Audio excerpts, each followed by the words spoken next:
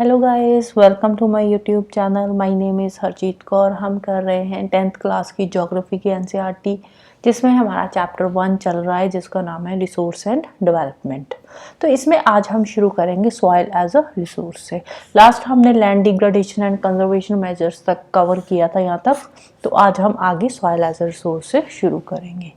Soil की बात करें तो सॉइल एक most important renewable natural resource है और सॉइल में ही प्लांट्स की ग्रोथ होती है। इसके अलावा जो अलग अलग लिविंग ऑर्गेनिजम्स है वो भी सॉइल पे ही डिपेंड करते हैं। सॉइल पे कैसे डिपेंड करते हैं? अब ये जो प्लांट्स की ग्रोथ होती है तो इन्हीं प्लांट्स पे तो लिविंग ऑर्गेनिजम्स डिपेंड कर रहे हैं ना कहीं डायरेक्टली या इनडायरेक्टली लिविंग ऑर्गेनिजम्स भी सॉइल पे ही डिपेंड करते हैं। सॉइल की बात करें तो सॉइल एक तरह का लिविंग सिस्टम है, लेकिन सॉइल की अगर 1 सेंटीमीटर की लेयर भी बनानी है ना, तो 1 सेंटीमीटर लेयर को बनने के लिए मिलियंस ऑफ ईयर्स लग जाते हैं। तो सॉइल की फॉर्मेशन के लिए कौन कौन से फैक्टर सॉइल को अफेक्ट करते हैं? एक तो वहाँ का रिलीफ फीचर कैसा है, उस पर डिपेंड करेगी सॉइल।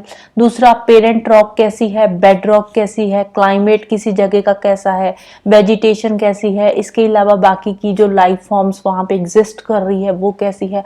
और सबसे इम्पॉर्टेंट फैक्टर जो सॉइल फॉर्मेशन के लिए ज़रूरी है वो है टाइम। तो टाइम जो है ये मोस्ट इम्पॉर्टेंट फैक्टर है जो कि सॉइल फॉर्मेशन के लिए चाहिए होता है।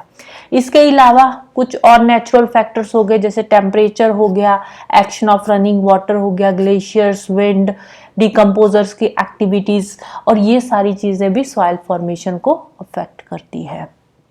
इसके अलावा केमिकल एंड ऑर्गेनिक चेंजेस जो होती है किसी जगह पे, वो भी सॉइल की फॉर्मेशन में हेल्प करती है।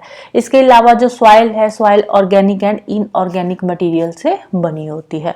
ऑर्गेनिक मटेरियल कौन सा हो गया? जो ह्यूमस होता है, डेड प्लांट्स एंड एनिमल से जो बनता है। तो इसके अलावा ऑर्गेनिक मटेरियल है और इनऑर्गेनिक मटेरियल है जिससे कि सॉइल मिलकर बनती है। आगे यहाँ पे सॉइल प्रोफाइल इस पिक्चर में दे रखी है, जिसमें नीचे आ जाता है पेरेंट और बेड रॉक आ गया, फिर ऊपर सबस्ट्रेटम आ गया, फिर सब सॉइल की लेयर आ गई और सबसे ऊपर आ गई टॉप सॉइल की लेयर। अब सॉइल फॉर्मेशन कैसे हुई है, सॉइल का कलर कैसा है, थिकनेस कैसी है, texture, age, chemical properties, physical properties, इन सब के बेसिस पे जो सॉइल है वो अलग अलग तरह की होती है, जिसमें सबसे पहली टाइप आ जाती है सॉइल की अलूवियल सॉइल। जो अलूवियल सॉइल है, this is the most widely spread and important soil. और अलूवियल सॉइल है कहाँ कहाँ पे, एक बार मैप पे हम देख लेते हैं। तो ये जो लाइट ग्रीन वाला एरिया है ये अलूवियल सॉइल का है। तो ये पूरा का पूरा ये गंगा बेल्ट वाला जो एरिया आ गया ये अलूवियल सॉइल से बना है, नदर्न पार्ट जो इंडिया का। इसके अलावा थोड़ा सा ये राजस्थान का पार्ट और गुजरात का पार्ट भी अलूवियल सॉइल है यहाँ पे भी। इसके अलावा ये वेस्ट बंगाल का एरिया आ गया और यहाँ पे ये जो असम का एरिया ये भी, यहाँ पे भी अलूवियल सॉइल है। और इसके नीचे अगर हम बात करें ये कोस्टल एरिया की, जो ईस्टर्न कोस्ट है इंडिया का, अब ईस्टर्न कोस्ट पे भी अलूवियल सॉइल है। अगर हम ईस्टर्न कोस्ट की बात करें तो यहाँ पे बहुत सारी नदियाँ जो है आकर बे ऑफ बंगाल में ड्रेन करती है, लाइक महानदी होगी, गोदावरी, कृष्णा, कावेरी। तो यहाँ पे इन नदियों के डेल्टा बन रहे हैं ना, तो वहाँ पे क्या है? अलूवियल सॉइल है। तो अलूवियल सॉइल की अगर हम प्रॉपर्टीज की बात करें तो यहाँ पे तो ये जो पैराग्राफ है ना, इसमें सारा वही दे रखा है कि अलूवियल सॉइल कहाँ कहाँ पे है। गुजरात में, राजस्थान में, इसके अलावा ये ईस्टर्न कोस्टल प्लेन, डेल्टा हो गया महानदी, गोदावरी, कृष्णा का। और ऊपर अगर हम बात करें, इंडस, गंगा, ब्रह्मपुत्र रिवर बहती है। अगर हम यहाँ पे जो इंटायर गंगा बेल्ट की बात कर रहे थे, तो ये तो सारा गंगा बेल्ट का एरिया हो गया जहाँ पे गंगा बहती है। ऊपर यहाँ पे अगर हम पंजाब की बात करें या राजस्थान का कुछ पार्ट हो गया, तो यहाँ पे कौन सी नदियां हैं? यहाँ पे ब्यास, सतलुज, रावी नदियां हैं। तो वहां से, उसकी वजह से यहाँ पे भी अलूवियल सॉइल है। इस साइड बात कर ले तो यहाँ पे ब्रह्मपुत्र बहती है, तो जिसकी वजह से यहाँ पे भी अलूवियल सॉइल है, राइट। फिर बात करते हैं अलूवियल सॉइल के कुछ और फीचर्स की।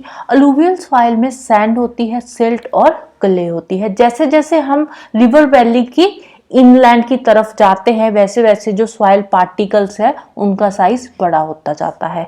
अब बात आती है रिवर वैली की। रिवर वैली क्या होती है? रिवर वैली होती है, सपोज यहाँ पे कोई मेन रिवर बहती है तो इस रिवर के जो आसपास वाला ये एरिया होगा ना, दोनों साइडों पे, ये होता है रिवर वैली, इसको बोलते हैं रिवर वैली। एक तो मेन रिवर बह रही है, ठीक है, मेन रिवर के जो साइडों वाला एरिया होता है इसको बोलते हैं रिवर वैली। तो ये जो रिवर बैंक होगी, रिवर बैंक के पास तो फाइन सॉइल पार्टिकल्स यहाँ पे तो मिलेंगे, ठीक है, लेकिन जैसे जैसे यहाँ से हम दूर जाते जाएंगे, ये रिवर वैली की तरफ जाएंगे, वैसे वैसे ये जो पार्टिकल का साइज है ये बड़ा होता जाएगा।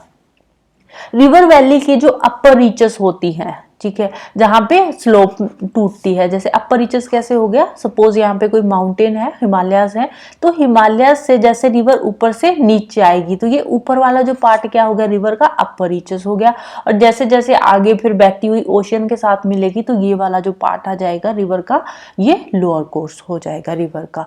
तो ऊपर वाला जो पार्ट होता है रिवर का, वहां पे क्या होता है, वहां पे जो पार्टिकल का साइज होता है वो बड़ा होता है।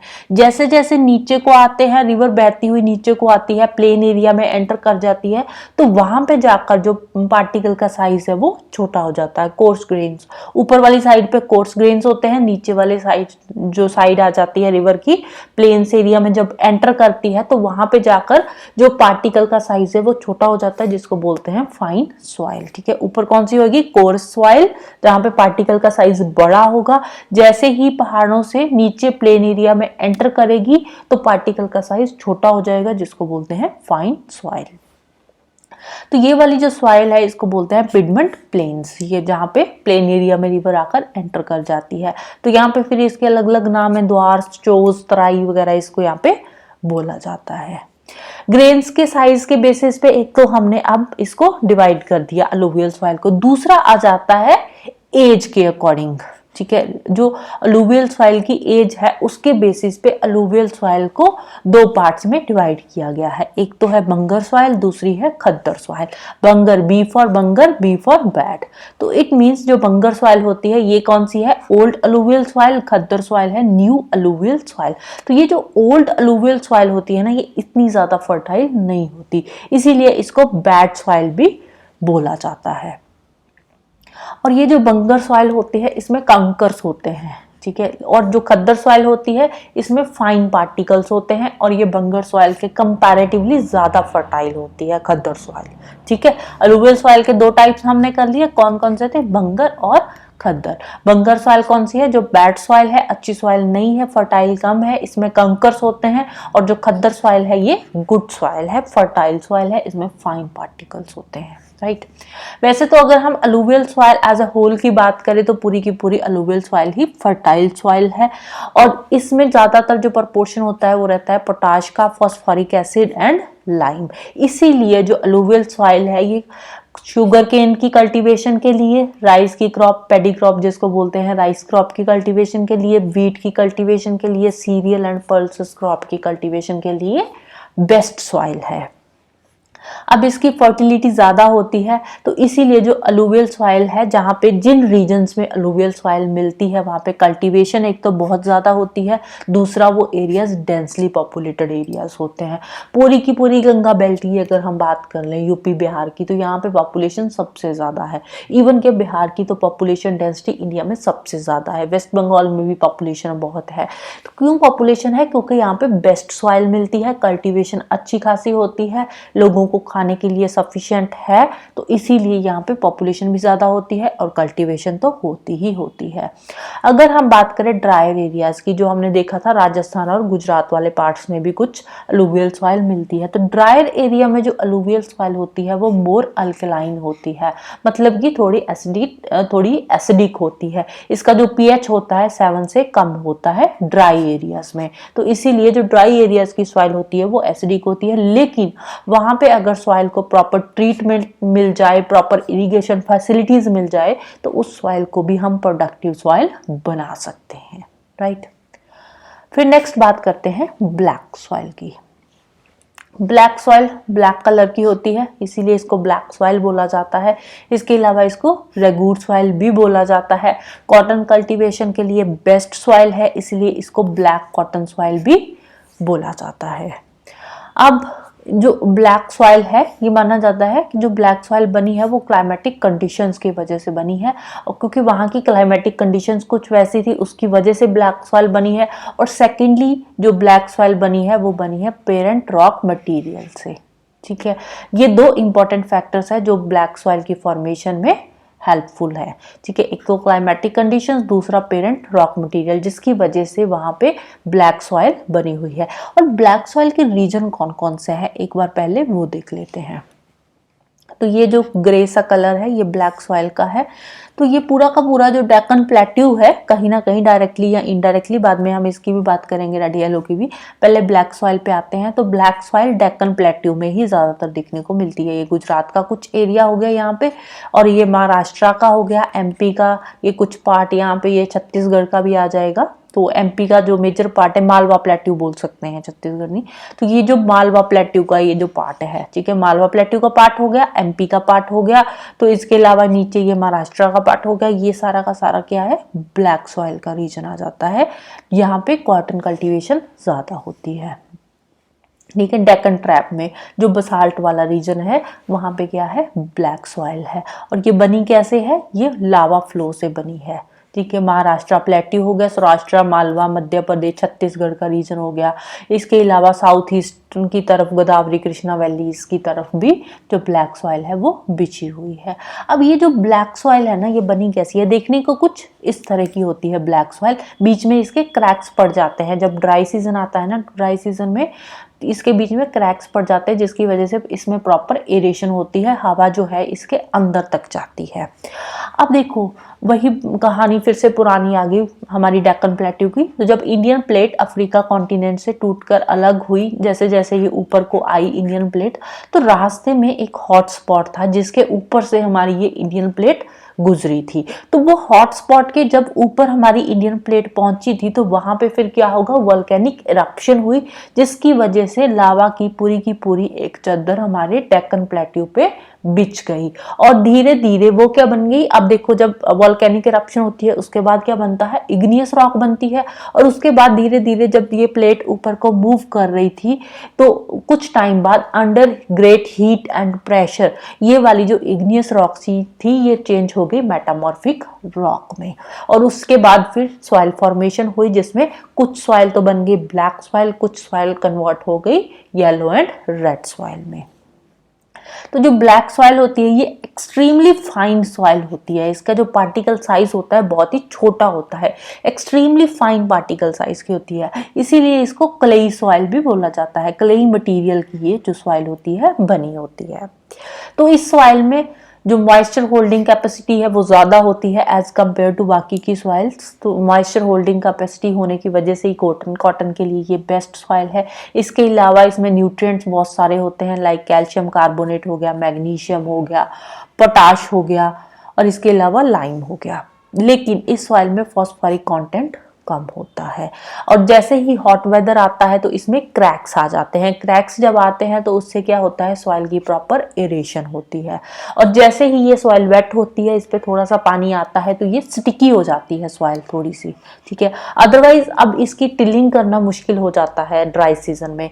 तो इसकी टिलिंग कब होती है, इसकी टिलिंग उस टाइम पे होती है जब प्री मानसून पीरियड के टाइम पे जो बारिश आती है, जो फर्स्ट बारिश होती है प्री मानसून के टाइम पे, तो उस टाइम पे फिर सॉइल की टिलिंग करी जाती है। क्योंकि जब ये ड्राई होती है तो उस टाइम पे टिलिंग का काम मुश्किल होता है, बहुत हार्ड हो जाती है उस टाइम पे, राइट। फिर नेक्स्ट चलते हैं रेड एंड येलो सॉइल पे।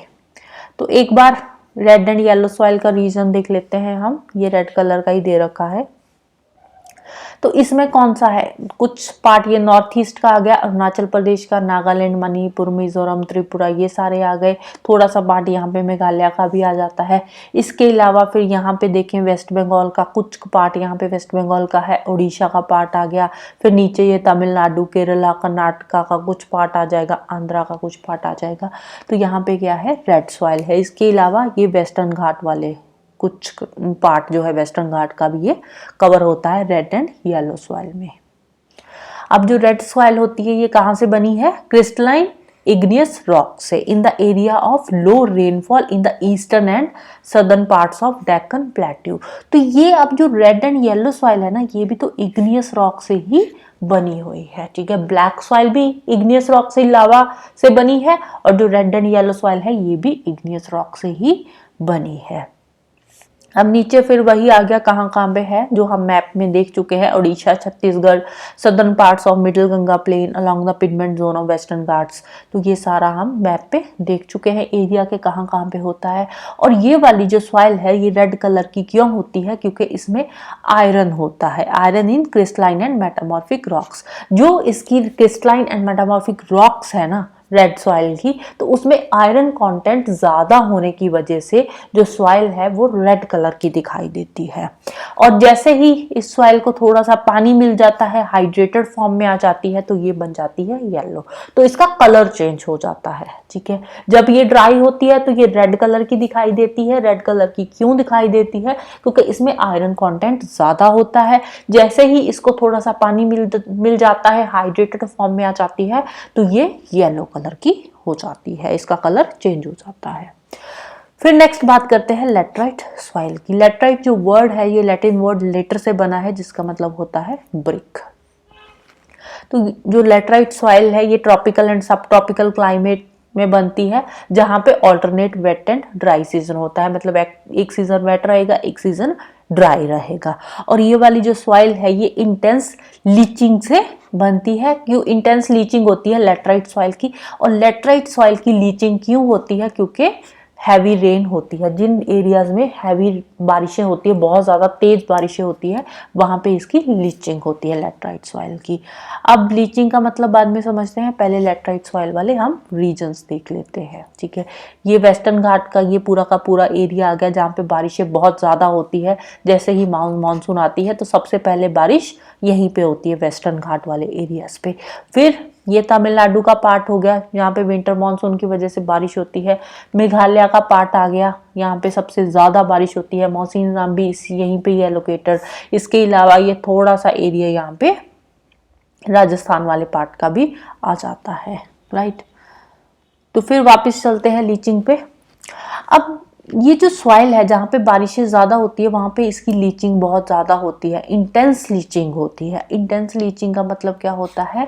जो सॉइल होती है ना, ये सॉइल थोड़ी पोरस होती है, इसमें पोर्स होते हैं। अब ये पोर्स होने की वजह से क्या है, जब बारिशें होती है तो पानी इसके अंदर तक चला जाता है, पानी बहुत नीचे तक, जो इसकी लोअर लेयर्स है वहाँ तक पानी पहुँच जाता है। तो पानी जब नीचे जाता है तो उसकी वजह से क्या होता है, इसके जो ऊपर वाली लेयर में न्यूट्रिएंट्स होते हैं ना, वो भी पानी के साथ नीचे चले जाते हैं, जिसको बोलते हैं लीचिंग। तो इसकी वजह से इसकी लीचिंग होती है, मतलब इसके जो न्यूट्रिएंट्स है वो लोअर लेयर पे चले जाते हैं। तो laterite soil are mostly deep to very deep.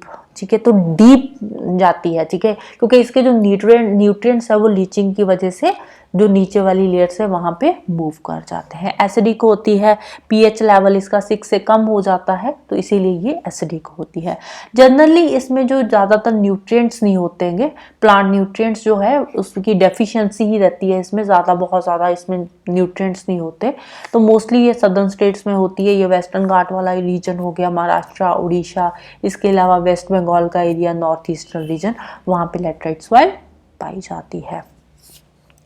अब जो लेटराइट सॉइल है उस पर डिसीडियस और एवरग्रीन फॉरेस्ट होते हैं। अब देखो, जिस रीजन में फॉरेस्ट होंगे लेटराइट सॉइल पे, ठीक है, उस रीजन में तो यहाँ पे ह्यूमस अच्छा खासा होएगा। ठीक है, ह्यूमस किस चीज से बनता है?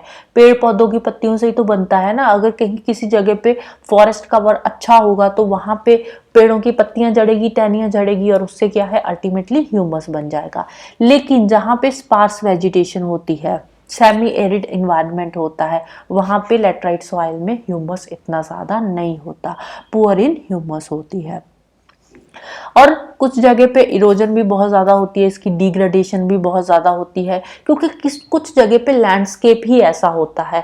अब ऊपर से ये वाली जो लेटराइट सॉइल है इसके अंदर पानी सीप कर जाता है, पोरस सॉइल है। अगर किसी जगह पे वेजिटेशन कम होगी तो टोपोग्राफी लैंडस्केप ही किसी जगह का वैसा होगा, तो वहाँ पे लेटराइट सॉइल की इरोजन भी सबसे ज़्यादा होती है। लेकिन अगर हम प्रॉपर सॉइल कंजर्वेशन टेक्निक्स को यूज़ करें, पर्टिकुलरली हिली एरियाज में, क्योंकि हिली एरियाज जो है ना वहाँ पे सॉइल इरोजन ज़्यादा होती है, डिग्रेडेशन ज़्यादा होती है। तो अगर हम हिली एरियाज में प्रॉपर सॉइल कंजर्वेशन की टेक्निक्स यूज़ करें, लाइक कर्नाटका हो गया, केरला हो गया, तमिलनाडु हो गया, तो वहाँ पे हम कल्टीवेशन भी कर सकते हैं। लाइक केरला, कर्नाटका, तमिलनाडु में हम टी एंड कॉफ़ी की कल्टीवेशन कर सकते हैं। इसके अलावा आंध्र प्रदेश, केरला, तमिलनाडु में जहाँ पे रेड लैटराइट सॉइल है वहाँ पे कैश्यू नट जैसी क्रॉप्स भी ग्रो करी जाती है, राइट। फिर नेक्स्ट चलते हैं एरिड सॉइल पे। जो एरिड सॉइल है इसका कलर रेड टू ब्राउन सा होता है, रेड टू ब्राउन कलर की होती है arid soil. Generally Sandy texture होता है, सैलिन नेचर होता है इसका, और इसमें सॉल्ट कंटेंट बहुत ज़्यादा होता है, और किसी किसी जगह पे तो इसमें से पानी को एवेपोरेट करके इससे कॉमन सॉल्ट भी तैयार करा जाता है। अब ये ड्राई क्लाइमेट में होती है जहाँ पे टेम्परेचर सबसे ज़्यादा होता है, टेम्परेचर ज़्यादा होएगा तो इवेपोरेशन भी ज़्यादा होएगी, इवेपोरेशन ज़्यादा होएगी, ड्राई क्लाइमेट होगा, पेड़ पौधे कम होएंगे तो इसमें ह्यूमस कम होएगा। अब ड्राई क्लाइमेट है तो मॉइस्चर कंटेंट भी इसमें कम ही होगा। तो एक बार रीजन देख लेते हैं एरिड सॉइल के। ये येलो सा कलर है एरिड सॉइल का। तो एरिड सॉइल ज़्यादातर मिलती है राजस्थान के वेस्टर्न पार्ट में, राइट। तो अब जो ये एरिड सॉइल होती है, एरिड सॉइल की जो लोअर लेयर होती है, लोअर हॉरिजन जो होता है उसमें ज़्यादातर कंकर्स होते हैं। कंकर्स क्यों होते हैं? क्योंकि इसके अंदर जो कैल्शियम कंटेंट होता है ना, कैल्शियम कंटेंट जो है वो डाउनवर्ड सीप कर जाता है, जिसकी वजह से नीचे कंकर की एक लेयर बन जाती है। इसका जो बॉटम हॉरिजन होता है, हॉरिजन सॉइल प्रोफाइल्स में हमने पढ़े थे ना, तो इसका जो बॉटम वाला हॉरिजन होता है वहाँ कंकर्स की एक पूरी की पूरी लेयर बन जाती है, जिसके वजह से वाटर की इनफिल्ट्रेशन होनी बंद हो जाती है। लेकिन अगेन वही बात, अगर इस सॉइल को भी प्रॉपर इरिगेशन फैसिलिटीज मिल जाए तो यहाँ पे भी कल्टीवेशन करना पॉसिबल हो सकता है। जैसे कि राजस्थान के भी कुछ एरियाज में जो है कल्टीवेशन होती है, क्योंकि वहाँ तक हम इरिगेशन जो पानी है कैनाल्स के थ्रू हम ले जा चुके हैं, जिसकी वजह से कुछ पार्ट में जो कल्टीवेशन है वो पॉसिबल हो चुकी है। फिर नेक्स्ट बात करते हैं फॉरेस्ट सॉइल की। फॉरेस्ट सॉइल कहाँ पे होती है? हिली एरियाज में, माउंटेनियस एरियाज में होती है, जहाँ पे बारिशें अच्छी खासी होती है, वहाँ पे मिलती है फॉरेस्ट सॉइल। अब ये जो फॉरेस्ट सॉइल का सॉइल टेक्सचर होता है ना, ये माउंटेनियस एनवायरनमेंट के अकॉर्डिंग चेंज होता रहता है। अब देखो जो माउंटेनियस क्लाइमेट है वो डिपेंड करता है माउंटेन्स की हाइट पे। किसी जगह पे माउंटेन्स की हाइट ज़्यादा होती है, किसी जगह पे माउंटेन्स की हाइट कम होती है, तो उस अकॉर्डिंग क्लाइमेट चेंज होएगा। क्लाइमेट चेंज होगा तो फॉरेस्ट सॉइल भी चेंज होएगी। जो फॉरेस्ट सॉइल होती है लोमी एंड जो वैली साइड है, वैली साइड पे लोमी एंड सिल्टी होती है और कोर्स ग्रेन्ड होती है अपर स्लोप्स में। अब जैसे हमने पहले भी बात करी थी अलूवियल सॉइल के टाइम पे भी, तो जैसे पहाड़ों से यहाँ पे रिवर बहती हुई आती है, तो जो ऊपर वाली साइड होती है रिवर का जो अपर कोर्स होता है, यहाँ पे क्या होता है, यहाँ पे कोर्स ग्रेन्स होते हैं, मतलब कि जो ग्रेन्स का साइज है ऊपर वाली साइड पे ज्यादा होता है, राइट। जो स्नो कवर्ड एरियाज है वहां पे मिलती है फॉरेस्ट सॉइल, हिमालयाज के स्नो कवर्ड एरियाज है, लेकिन वहां पे जो सॉइल की डेनुडेशन बहुत ज्यादा होती है, एसिडिक सॉइल होती है, ह्यूमस कंटेंट भी कम होता है। अब देखो जो स्नो कवर्ड एरिया आ गया वहां पे वेजिटेशन तो ज्यादा होएगी नहीं, वेजिटेशन ज्यादा नहीं होएगी तो डेनुडेशन भी ऑटोमेटिकली होगी ही होगी, एसिडिक भी होगी और ह्यूमस कंटेंट भी कम ही होगा। वेजिटेशन नहीं है तो ह्यूमस कंटेंट ऑटोमेटिकली कम हो जाएगा। इसके अलावा वैलीज के जो लोअर पार्ट्स में सॉइल मिलती है, पर्टिकुलरली जो रिवर टेरेसेस होते हैं, तो वहां पे जो अलुवियल फैंस होते हैं वो फर्टाइल सॉइल वहां पे पाई जाती है। क्योंकि अब ये अलुवियल फैंस क्या होते हैं, बेसिकली जो अपर कोर्स होता है रिवर का, तो वहाँ पे क्या है, वहाँ पे कोर्स ग्रेन्स होते हैं, तो वहाँ पे इतनी फर्टाइल नहीं होती है। कुछ जगह पे एसिडिक भी होती है, जहाँ पे ग्लेशियर्स है वहाँ पे तो ह्यूमस कंटेंट भी कम होता है, एसिडिक भी होती है। तो जैसे जैसे अगर हम लोअर पार्ट्स की तरफ जाएंगे वैलीज की, तो रिवर के लोअर कोर्स में जाएंगे, पहाड़ों से जैसे जैसे हम हाइट कम होती जाएगी नीचे की तरफ जाएंगे, तो वहाँ पे क्या होगा, वहाँ पे जो रिवर टेरेसेस देखने को मिलेंगे, अलुवियल प्लेन्स हो जाएंगे। अलुवियल प्लेन्स क्या होते हैं, जब रिवर ऊपर से ऐसे पहाड़ों से बहती हुई आती है तो नीचे आकर क्या है, ये फैन शेप के ऐसे बड़े बड़े प्लेन्स बना देती है, जिसको बोलते हैं अलुवियल फैंस, ठीक है। फैन शेप के ये प्लेन एरियाज ही होते हैं, तो जो कि फर्टाइल एरियाज होते हैं, जहाँ पे कल्टीवेशन भी पॉसिबल होती है, राइट। फिर नेक्स्ट बात करते हैं सॉइल इरोजन एंड कंजर्वेशन की। सॉइल इरोजन क्या होता है? सॉइल इरोजन होता है जो सॉइल की ऊपर वाली लेयर जब पूरी की पूरी खत्म हो जाती है ड्यू टू विंड एक्शन या रेन या किसी भी वजह से, तो उसको बोलते हैं सॉइल इरोजन। मतलब कि ऊपर वाला एक जो लेयर है वो खत्म हो गई सॉइल की, उसको बोलते हैं सॉइल इरोजन। लेकिन जो सॉइल फॉर्मेशन का प्रोसेस है एंड सॉइल इरोजन का प्रोसेस है, ये साइमल्टेनियसली चलते रहते हैं। दोनों प्रोसेस साथ साथ चलते हैं।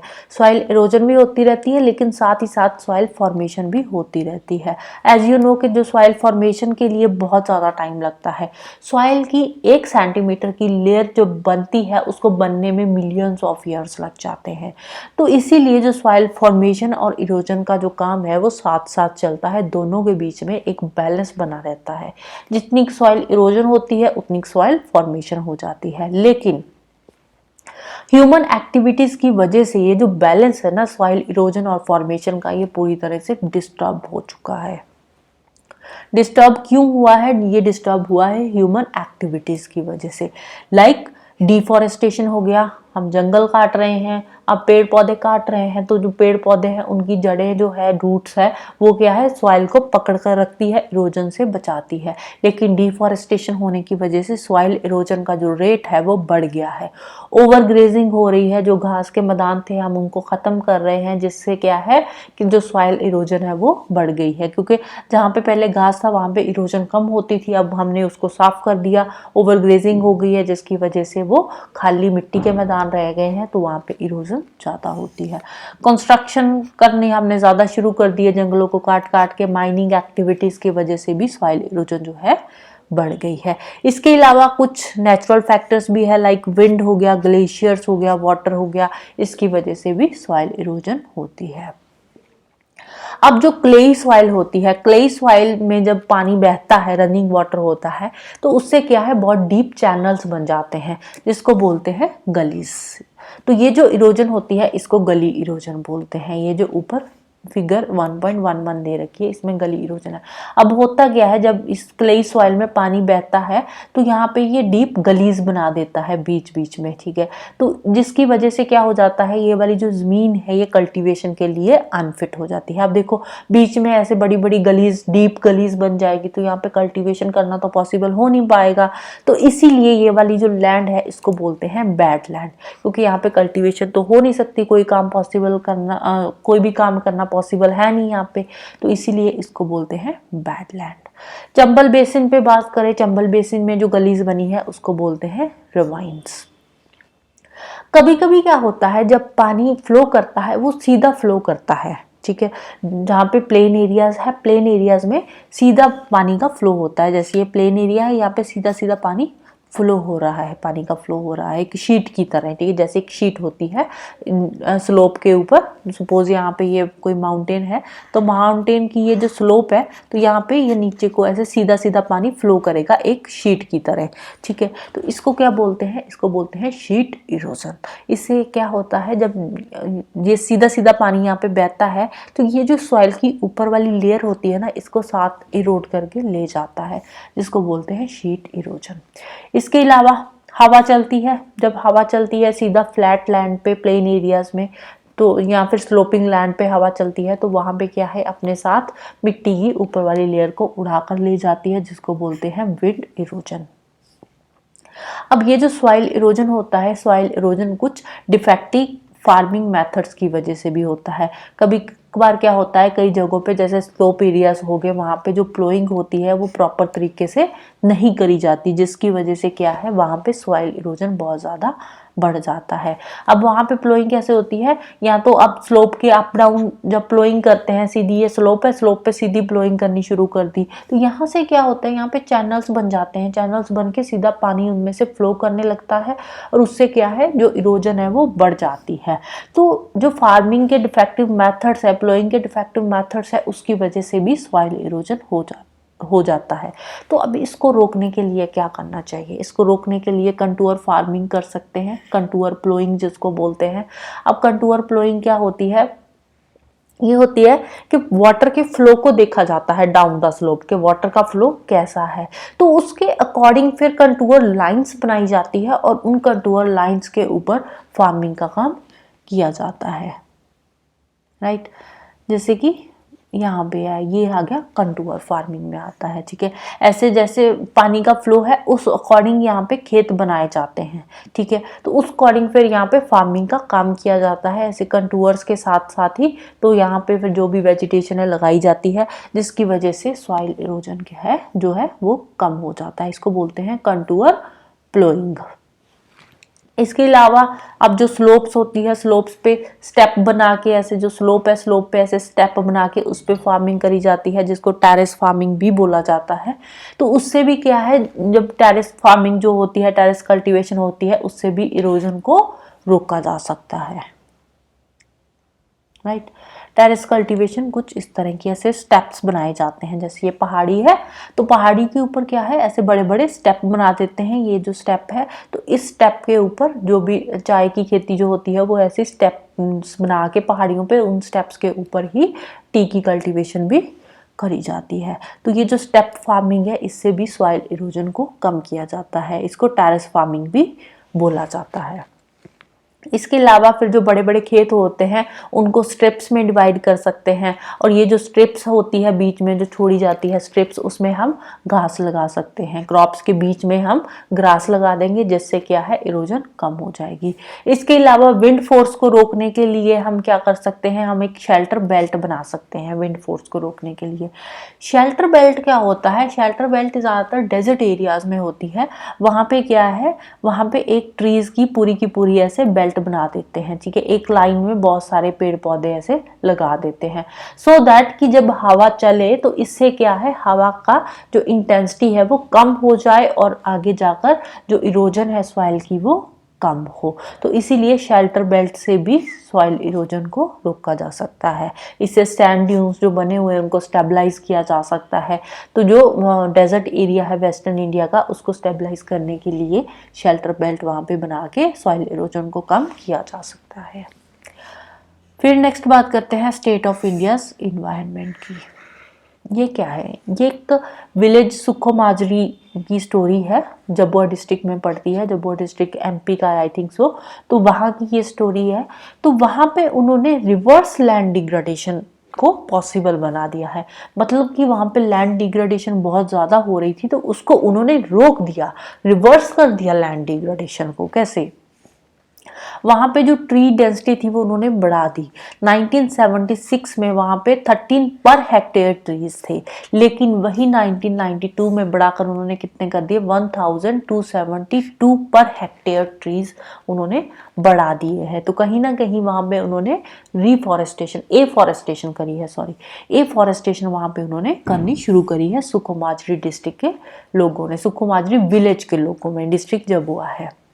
तो वहां पे क्या है, इन्होंने इन्वायरमेंट को रीजनरेट करा है, फिर से वहां पे पेड़ पौधे लगाए हैं। इससे क्या हुआ, इससे उन लोगों की इकोनॉमिक वेलबींग भी बढ़ी है, और इसके साथ साथ लोगों के लिए जो रिसोर्स अवेलेबिलिटी है वो भी इंक्रीज हुई है। वहाँ का एग्रीकल्चर इम्प्रूव हुआ है, एनिमल केयर इम्प्रूव हुई है, और साथ ही साथ लोगों की इनकम भी बढ़ी है। जो average annual house hold income थी ना उनकी 1979-1984 के बीच में, तो इनकी एनुअल एवरेज इनकम थी 10,000 से लेकर 15,000, राइट। तो उस टाइम पे अगर हम 1980s की बात करें तो उस टाइम पे 10,000 बहुत ज़्यादा होते थे, राइट। तो इसीलिए अब ये एक बेस्ट एग्जाम्पल है किस चीज़ की, एफॉरेस्टेशन की, क्योंकि इन्होंने फॉरेस्ट कवर को इंक्रीज किया है। यहाँ पे इन्होंने 2.9 मिलियन हेक्टेयर जो एरिया है उस पर फॉरेस्ट लगाए हैं। अगर हम बात करें इंडिया के टोटल लैंड की, तो इंडिया के टोटल लैंड के 1% जो हिस्सा है ना वहाँ पे इन्होंने फॉरेस्ट लगाए हैं, एफॉरेस्टेशन करी है, ठीक है, right. So this is the best example of afforestation, right. तो इसके साथ ही फर्स्ट चैप्टर खत्म होता है। तो जाने से पहले वीडियो को लाइक कर देना, शेयर कर देना और चैनल को सब्सक्राइब कर देना। Thank you, bye bye and have a nice day.